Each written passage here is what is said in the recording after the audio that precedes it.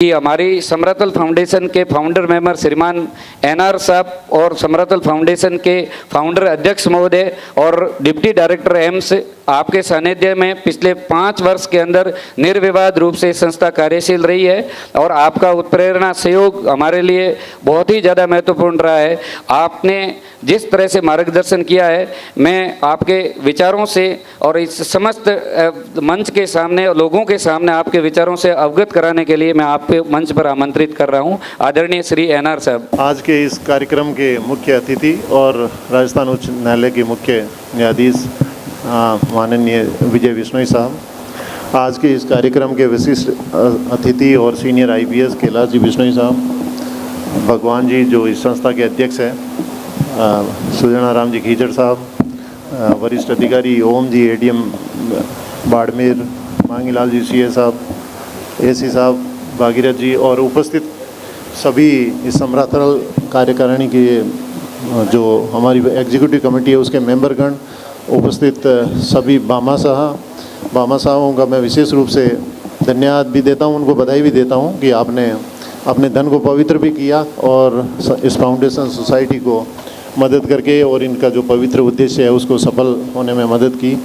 और इसके अलावा उपस्थित सभी समरतल फाउंडेशन के सदस्यगण, बच्चों और सभी सज्जनों और देवियों, मैं आप सभी का स्वागत और समरतल फाउंडेशन सोसाइटी का मैं अध्यक्ष होने के नाते आप सभी का हार्दिक अभिनंदन करता हूं। समरतल फाउंडेशन सोसाइटी आज 5 साल की हो चुकी है। इसके बैकग्राउंड में जाएं तो मैं ये कैसे इवॉल्व हुई सोसाइटी वो बताना चाहूँगा। आज से करीबन 5 साल पहले ओम जी और धर्मपाल जी मेरे रात को 9 बजे मेरे घर पे आए और बताया कि साहब एक काम करना पड़ेगा। मैंने कहा क्या हुआ? कह रहे हैं कि आपको महेश जी को दिल्ली से लाना पड़ेगा, हम कुछ करना चाहते हैं। तो मैंने कहा आप क्या करना चाहते हो बताओ तो सही। कह रहे वो अभी नहीं बताएंगे, पर आप बस महेश जी को यहाँ जोधपुर ले आइए। प्रक्रिया चली, महेश जी जोधपुर आ गए। उसके बाद में 8-10 का लोगों का एक ग्रुप जो समाज को हम लोग इंटेलेक्चुअल मानते हैं, वो एक दिन फिर इकट्ठे हो गए आए कि साहब हम लोग एक सोसाइटी का गठन करना चाहते हैं और उस सोसाइटी का उद्देश्य रहेगा कि हम लोग जो दूर दराज के क्षेत्रों में जो हमारे बच्चे हैं, प्रतिभा है, जो मेडिकल और इंजीनियरिंग क्षेत्र में जाना चाहती है बट कर नहीं पाती है बिकॉज उनके बहुत सारे फाइनेंशियल हैंडीकैप होते हैं, उनके पेरेंट्स उनको पढ़ा नहीं पाते हैं। तो मैंने कहा साहब ये सोसाइटी वाले बिज़नेस में मैं बहुत ज़्यादा विश्वास करता नहीं हूँ। इस तरह की संस्थाएं जोधपुर में मैंने मेरे सामने बहुत सारी संस्थाएं बनी और बिगड़ती देखी है। तो इन्होंने कहा साहब हम आपको विश्वास दिलाते हैं कि ये जो असर पहले वाली सोसाइटी का हुआ है वो इस सोसाइटी का नहीं होगा, क्योंकि अल्टीमेटली जो सोसाइटियाँ बनती है और वो ख़त्म होती है उसमें लोगों के पर्सनल रिलेशन भी ख़राब होते हैं। ठीक है, समय के साथ हम लोग एग्री हुए और उन्होंने ऑफ़र दिया कि साहब आपको इसका अध्यक्ष होना पड़ेगा। तो मैंने कहा साहब ऐसा है, मैं एक मेडिकल संस्थान से जुड़ा हुआ हूँ, वो संस्थान बन रहा है, तो मैं बहुत ज़्यादा टाइम आप लोगों को दे नहीं पाऊँगा, तो मेरे लिए अध्यक्ष वाला आप रहने दें। तो इन लोगों ने कहा कि साहब आप तो हमारे साथ रहिए, बाकी काम हम लोग कर लेंगे। तो इस तरह से ये संस्था का गठन हुआ। संस्था के अंदर हालांकि ये मूल उद्देश्य तो शुरू में हमने यही रखा था, पर बहुत सारे और भी इसके बायलॉज में हैं, जैसे गर्ल्स एजुकेशन को बढ़ाना, पर्यावरण में बढ़ाना, नशा प्रवृत्ति को खत्म करना, और इसका कार्य क्षेत्र भी रखा गया है। हालांकि इन बाकी वाले उस पे मुद्दों पे बहुत ज़्यादा काम हम लोग नहीं कर पाए हैं, और जैसा अभी ओढ़बा भी आ गया इनके कैलाश जी साहब की तरफ से कि इसका कार्य क्षेत्र आपका लिमिटेड है, इसको बढ़ाया जाए, तो बिल्कुल जैसा हमारे महासचिव महोदय ने बता दिया कि हम लोग आने वाले समय में राजस्थान के जो बचे हुए ज़िले हैं वो भी इनमें शामिल कर लेंगे। और सोसाइटी का गठन हुआ और मुझे गर्व है और गौरव भी है कि मैं इस समरतल फाउंडेशन सोसाइटी का फाउंडर अध्यक्ष बना, क्योंकि मैं इस तरह से सोचता हूँ कि इस सोसाइटी ने मुझे एक अवसर दिया है कि इस सोसाइटी को मैं कुछ को कई तरह से उपकृत करता है, आपको सम्मान देता है, मान देता है, तो इन सब चीज़ों से आपको कुछ करने की प्रेरणा मिलती है। तो इस तरह से आप समाज के ऋणी हो जाते हो। तो पे बैक करने के लिए बहुत सारे आपके पास साधन होते नहीं हैं। तो इसी तरह का ये समरतल फाउंडेशन सोसाइटी ने भी मुझे एक अवसर दिया कि मैं समाज का जो ऋण है वो किसी तरह उतार सकूं। मैं आप फाउंडेशन आपके जो जितने भी बामासा हैं और हमारे फाउंडेशन के जो मेंबर्स हैं और जिन्होंने भी प्रत्यक्ष या अप्रत्यक्ष रूप से सहयोग किया। मैं आप सभी को बधाई देता हूं और आप बहुत भाग्यशाली है कि आपको एक मौका मिला है कि समाज का ये जो बिल्कुल बैकवर्ड तबका है उसको आप मदद कर पा रहे हैं, आप अपने धन को पवित्र कर पा रहे हैं।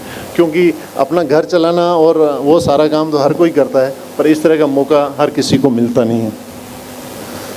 फिर हम लोग अभी इसकी जो हमारे समाज के समरथल फाउंडेशन का जो अचीवमेंट, जैसा धर्मपाल जी ने बताया, पिछले 5 साल का लेखा जोखा देखें तो काफ़ी संतोषजनक रहा है। जैसे 125 बच्चे हम लोगों ने सेलेक्ट किए, उनको विभिन्न कोचिंग संस्थाओं में पढ़ाया। उसमें से करीबन 22 लोग विभिन्न मेडिकल और देश के जो रेप्यूटेड इंस्टीट्यूट है उसमें उनका चयन भी हुआ। इसके अलावा भी जो बच्चे जिनका सेलेक्ट नहीं हुआ, अभी 75 बच्चे हमारे पास काम भी कर रहे हैं, पर वो बच्चा उस स्थान से निकल के इस लेवल पे आ गया तो उसको एक लाइफ की ट्रेजेक्ट्री मिल गई है, वो कुछ कर लेगा। इसलिए ये नहीं है, हताश होने की जरूरत नहीं है कि बाकी हम लोगों के यहाँ से 22 बच्चे सेलेक्ट हो गए, बाकी का क्या हो गया। वो ज़रूरी नहीं है वो मेडिकल और इसमें करें, वो किसी और फील्ड में करेगा। कम से कम आपने उसको एक फाउंडेशन सोसाइटी ने एक वो प्लेटफॉर्म दे दिया तो वो और दुनिया से रूबरू भी हो गया कि दुनिया में हो क्या रहा है। अदरवाइज तो वो गांव के किसी कोने में पड़ा हुआ था। तो इस तरह से ये रिजल्ट, मैं तो इसको 100% मानता हूँ कि जो भी हमने हासिल किया है वो एक काबिल तारीफ़ है। इसके लिए समरथल फाउंडेशन सोसाइटी के मेंबर को, सभी कार्यकारिणी को और इनको मैं धन्यवाद देता हूँ। इसके अलावा मैं कुछ और बात करना चाहूँगा। हम लोग समरथल फाउंडेशन से डायरेक्ट, प्रत्यक्ष या अप्रत्यक्ष या डायरेक्ट ही 200 लोग तो वैसे ही जुड़े हुए हैं। और देखते हैं तो फिर ये 125 बच्चे अपन ने सेलेक्ट किए, उसमें से 22 बच्चे चयन भी हो गए। तो क्या हम लोग, ये इतना सफिशिएंट है? हमें कहीं सोचने को मजबूर करता है कि हम लोग क्या कुछ और नहीं कर सकते। प्राय हम लोग हमारे आत्मसम्मान उसमें सेल्फ प्रेजिंग में लगे रहते हैं कि हमारे कभी अपन खेजड़ी बलिदान का नाम ले लेते हैं, कभी सलमान कांड का नाम लेते हैं, या कभी हमारे कोई पूर्वजों ने कुछ किया है उसके बारे में कुछ कह के, और हम लोग सेल्फ प्रशंसा में लगे रहते हैं। क्या हम लोग इसके अलावा हमें करना नहीं चाहिए क्या? इतिहास आपको हमेशा रास्ता दिखाता है, इतिहास की कदर भी करनी चाहिए, पर आगे फ्यूचर के बारे में हमें क्या? आज अक्सर हम लोग न्यूज़पेपर में या कहीं भी देखते हैं तो हमारी ज़्यादा जितनी नेगेटिविटी बिश्नोई समाज की होती है उतनी शायद किसी और समाज की नहीं है। तो हमें कुछ ऐसा करने की ज़रूरत नहीं है कि हम लोग, जो हमारा समाज का युवा है जो गलत रास्ते जा रहा है, नशा प्रवृत्ति में पड़ा हुआ है। मैं अभी एक बड़ा इनका अच्छा मॉडल देख रहा था, मैं जी ने ये ऑनलाइन मीटिंग की थी। सारे ब्लॉक कोऑर्डिनेटर, लगभग सारे बिश्नोई समाज के हर ब्लॉक से लोग जुड़े हुए थे। तो हम लोग ये इसी मॉडल पे हम लोग कुछ ऐसा करें कि समाज का वो युवा जो किसी गलत प्रवृत्ति में इन्वॉल्व होता है, तो क्या हम लोग मिलके ऐसा कुछ नहीं कर सकते कि वो क्यों हुआ है, और उसको हम लोग मुख्य धारा में लाने का प्रयास करें, रादर कि हम लोग जो पेपर में या कहीं भी दिखता है कि कोई गलत डायरेक्शन में जा रहा है तो हम लोग उसको ट्रोल करने लग जाते हैं। यदि आप किसी को उसको मुख्य धारा में लाने में प्रयास नहीं कर सकते तो उसकी निंदा करने का भी आपको कोई अधिकार नहीं है। इसलिए उनको, इस तरह के युवा जो भटक गए हैं उनको मुख्य धारा में हम लोग लाने का प्रयास करें। और इस सफलतम 5 साल का जो समरथल पीरियड जो 5 साल का रहा है, क्योंकि कोई भी संस्था यदि ये एक क्रिटिकल पीरियड होता है, यदि वो क्रिटिकल पीरियड को पास कर लेती है तो ये समरथल फाउंडेशन का कंसिस्टेंटली 5 साल का जो टाइम अच्छे से निकल गया, शानदार रहा, शानदार सफलता इनके साथ है। तो निश्चित रूप से ये संस्था आगे चलेगी। एक बार पुनः मैं आप सभी लोगों का, भामाशाहों का और पदाधिकारियों का, एग्जीक्यूटिव का और सभी बच्चों का, और विशेष रूप से उनका, जो इन बच्चों के जो पेरेंट्स हैं जिन्होंने भरोसा करके उन बच्चों को समरथल फाउंडेशन को सौंपा ताकि हम लोग उनकी सेवा कर सकें, आप सभी का बहुत बहुत धन्यवाद। Thank you. आज संस्था इस स्तर पर खड़ी इसलिए है कि हमें ऐसे अध्यक्ष मिले।